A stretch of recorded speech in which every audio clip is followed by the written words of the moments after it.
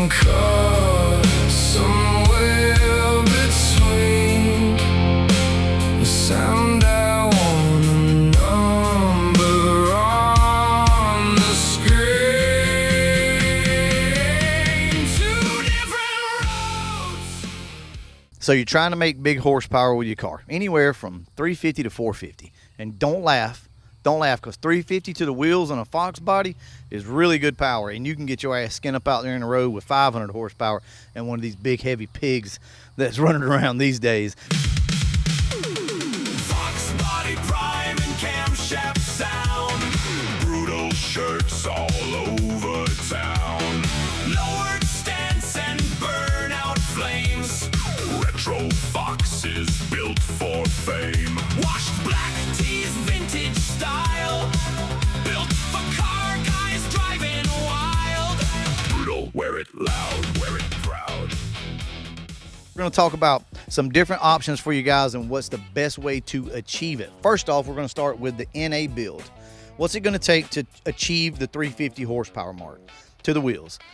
Well, it's going to take a good set of heads, decent cam, probably a B cam mic can get you there. If not, an F cam, something like that. Before I go any further, yes, I know you guys can go get custom ground cams. I understand that, but we're trying to do this on a budget, off the shelf stuff. An Anderson cam, pretty much any one of those can kind of get you there. You need an upper and lower intake. You're going to have that to get to that wheel mark. With that being said, oftentimes people fall short of the number that they really want, right? If you're trying to get up above that 300 wheel mark, it's actually not as easy as you think, because just heads and just cam and just intake a lot of times won't get you there. So this is where you have to be aware, like we talked about in previous videos, of combustion chamber size, the cam that you go with, getting the compression up, the thickness of the head gasket you're running. All these little things will start to factor in for you to crest that 300 plus wheel mark. And sometimes it takes a good set of heads to do that. You can do it on a budget with some of these other heads, but oftentimes you're going to be a lot better off if you go out and you find yourself like an AFR head, a Trick Flow head, Edelbrock head, something like that, right? So you can get to the 350 wheel mark with an NA 302 fairly easy. It's going to be a lot better though if you do a stroker kit. Now, once you do the stroker kit, you can really dial in your compression. So that's going to get you up there, and you're going to be tickling that 350 mark. But that's going to cost a lot of money, right? Especially if we go out and we buy ourselves a nice big set of heads, brand new camshaft, upper and lower intake, injectors, tune, timing chain. For a lot of people, they're going to have to pay the labor to get this stuff done. So it can get very, very pricey for heads, cam, intake setups. That's kind of what I'm getting at here, right? But it can be done. 350 wheel can be done. Now, what is another option? Before we get into the 450 wheel mark, what's another option to get to this horsepower? A supercharger or turbo kit. Those are typically not too cheap. The on-3 turbo kits are not that bad, but a supercharger kit's usually a little bit more. But if you add it up, typically they're not too far apart. By the time you buy heads, and then you have to pay somebody to do this, and an intake, upper and lower intake, injectors, all this stuff, you're kind of close. But the horsepower is going to come easier. And a supercharger kit is really something that you guys can do in your own garage or in your driveway. I promise you, it's not that bad. Now, I can also save you a little bit of money there as well, because you don't always have to tune your car if you go NA, like the build we were just talking about earlier with heads, cam, intake. A lot of times you don't have to tune your car, but most people are going to want it tuned, right? Hear me out. If you put a supercharger on your car, you can put an FMU on it, which will control fuel and everything else. And honestly, I think you guys will be just fine with that. For most people that are looking for that, right at 400 wheel mark, that FMU will probably have you handled. You'll be good to go. Now, an option for both builds as far as tuning is going to be like a Moats quarter horse or either a micro squirt. Either one of those two are cheap enough to where it's plug and play and you can get your car tuned. So we're going to say that the tuning is going to run you about $400 for the micro squirt, probably $300-400 for a tune. So we'll just call it $700 to get your car tuned, and that's going to kind of be either way, whether it's boosted or not. Okay. All right. So now that you got your supercharger, what all did you have to make 350 to the wheels? Really nothing. You probably don't even have to have a cam. You can probably run stock heads. So you're going to be right at that 350 wheel mark pretty easily and not stress the engine. The other good thing about going supercharger with like stock cam, stock heads, things like that, is the car's going to stay very streetable, right? Versus when you start putting cam, heads, intake, all that stuff, it can kind of, I enjoy it personally. I love a rowdy NA setup, but a lot of people aren't going to like the driving characteristics. You're going to have to make sure you got gears in this thing. For a lot of you guys that just want the power and stock style drivability, supercharger is going to be the way to go with a stock cam. More than likely, the supercharger kit's going to cost you a little more if all you're looking for is, say, 350 to the wheels. You can go find a set of used heads and some other things out there in the world to help you get to 350 to the wheels. All right, now let's step it up to the 450 mark. I'm going to go ahead and tell you guys, I recommend from here the supercharger if you're looking for 450 to the wheels. But you can also go either way. This is your build. You can do it the way you want to. I just want to make sure that you guys are thinking this through. So the supercharger, spoiler alert, will be easier to get to 450. But here's the deal. It'll be easier to get there, but you're still kind of going to want to help the process out with a set of heads and a cam. So you end up kind of double buying once you want to push that 450 mark. But on the other hand, to get the NA build to 450 with a stock bottom end is, that's hard. That's hard. I'm not going to say that it can't be done, but yeah. The issue that you're going to run into is you can't run a big enough cam typically. And when you get heads with 202 valves, you're really limited on cam selection and stuff. So you're really starting to limit yourself. So that's why with the supercharger, you don't have to run as big of a cam. You're getting most of your horsepower from your supercharger. You just need to help it out with a small cam, a set of heads, upper and lower intake. You don't even really have to have that, honestly. You can buy an Explorer upper and lower intake, and you can start making that big power. Now, see, that's where the NA build starts to fall short. Unless, of course, you want to build a stroker. Now you've got to buy a bottom end. You've got to pay somebody to do the machine work. And most guys are going to want to pay somebody to do the whole build for them and everything. That gets expensive, very expensive to do. If you're going to go stroker, you might as well go with some really good heads, like some 11R heads, some bigger AFR heads, you know, something along those lines that are really going to let that stroker flow. Now, if you're carbureted, I recommend a single plane intake. You know, if you're fuel injected, I always like the Holley Systemax intake. That's a really good one that you can pick up. Some of the Trick Flow intakes are good as well. But now you got a lot of money in this bottom end right here, a lot of money. How are we going to reach that 450 wheel mark? Ooh. Well, for one thing, you're going to have compression, which can be done.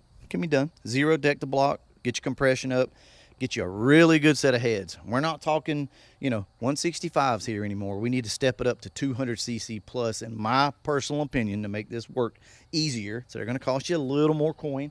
You need a bigger cam. You should be good if you went stroker because you should have the valve release already cut, so that should be kind of taken care of. This is what's going to allow you to creep up on that horsepower mark that you want.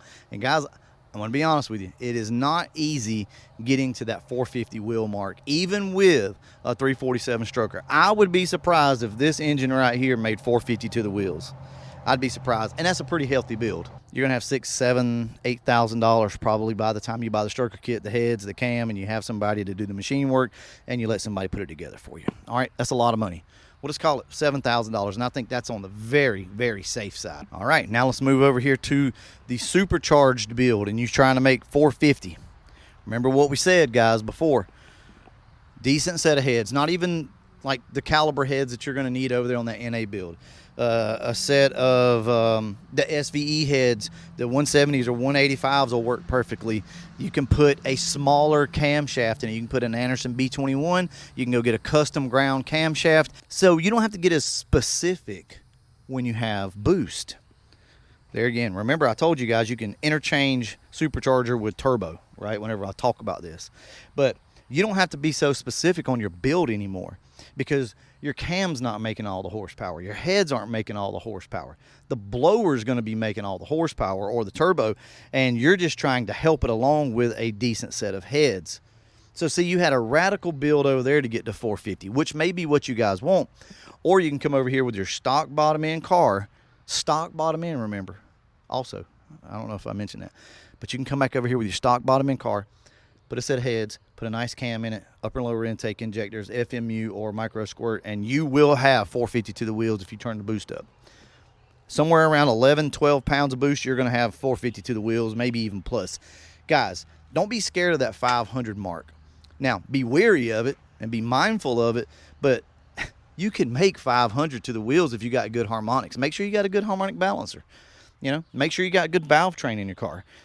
These things will make 450, 500 pretty much all day long. So I guess it all comes down to this question. What do you want? Do you want a rowdy NA car that sounds and feels like a hot rod, like a traditional hot rod that maybe you grew up liking from back in the 60s and the 70s with the big cam and just rowdy and stinky? But with that being said, there's a lot of guys out there that don't want to lose their drivability, right? You can still make 400, 450 to the wheels and not lose all your drivability. Your heads aren't going to lose your drivability. It's your camshaft typically that's going to cause those problems. If you run like a Trick Flow Stage 1 camshaft or an Anderson B21 or even a B cam or an E cam or some of the comp cams out there or a Blue Racer camshaft, whatever. It doesn't matter. Just a smaller camshaft. You keep your drivability and you're still making big power. Now, a lot of people are scared of superchargers and turbos because there's a lot of like moving parts and things and a lot of heat and stuff. That's typically not the case. It's really not that bad. That comes into play once you start adding intercoolers and things. All that extra piping can make your engine bay very cluttered and make it hot and everything else. A turbo will run hotter, and you need to run an intercooler on that. With that being said, I do want to mention a blow-through setup, which is what we got behind us right here. If you guys are brave enough to attempt this, which I fully suggest you try it, if you're interested in it, of course, you don't have to have intercooler. Okay, you can run a turbo, and the carburetor itself works as the cooling, as the intercooler.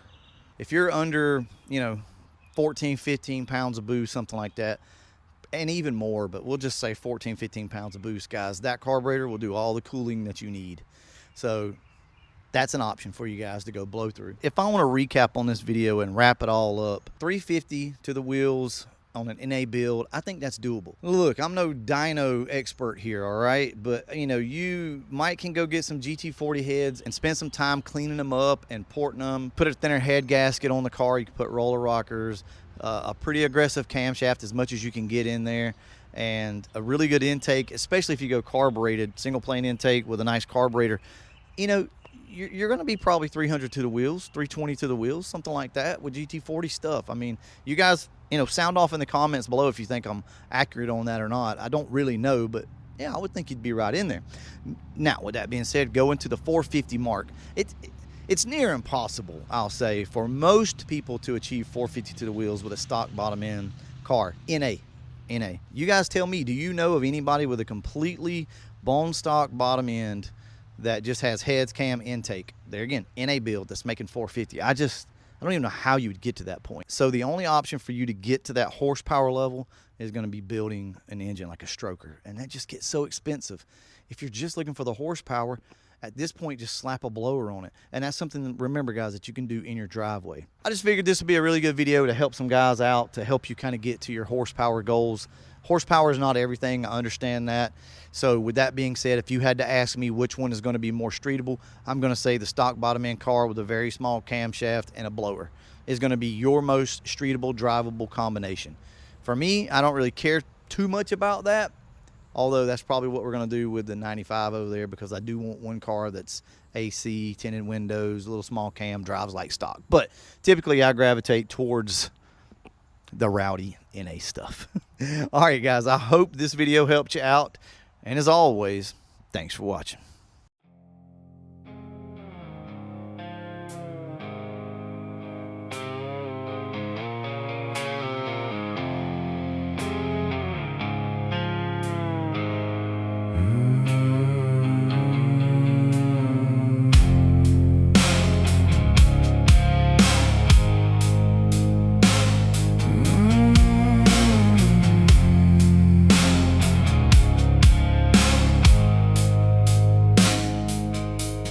Concrete floor and fluorescent light. Another late garage night. Engine stand casting shadows on the wall. And I keep second guessing it all. One voice says build it from the inside out. Chase every horsepower, leave no doubt. Big attitude, rough around the edge. living life out on the ledge. Another voice whispers something else. Keep it simple, don't punish yourself. Maybe power doesn't have to come that way. Maybe there's an easier road to take, and I'm caught somewhere between the sound I want and the number on the screen. Two different roads leading to the same place. One takes time, one takes boost, one wants sacrifice, one just wants room to grow. And I'm standing here trying to decide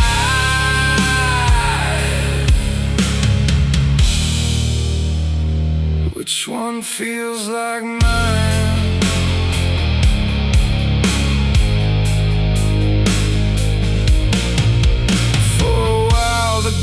Seems close enough. A few good parts and a little luck. Long nights grinding, measuring twice, trying to make the most from what's inside. But the higher the number starts to climb, the more expensive dreams become over time. Every answer asks for something more, a little more money than before. The camp gets bigger, the idol gets rough.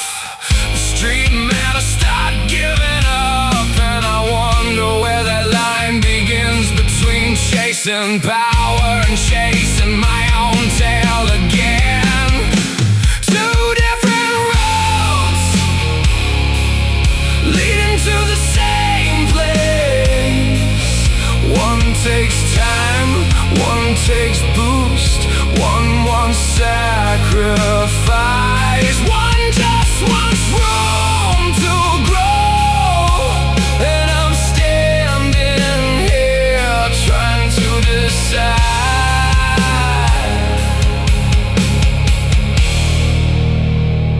which one feels like mine.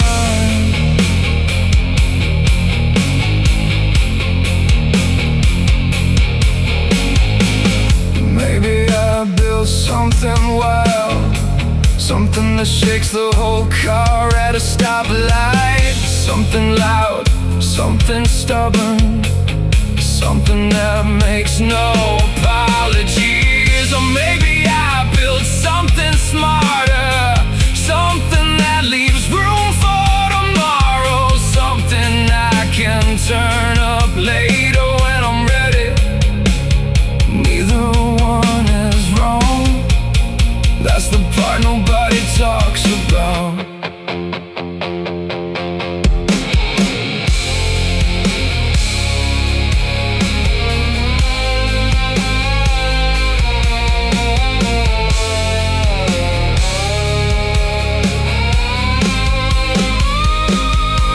Two different roads leading to the same place. One built from sweat, one built from pressure, both built from dreams, both built from mistakes, both built by a man trying to leave his mark. And maybe that's the answer I've been looking for. Not which path is best, but which path keeps me coming back when the garage door opens and the lights come on.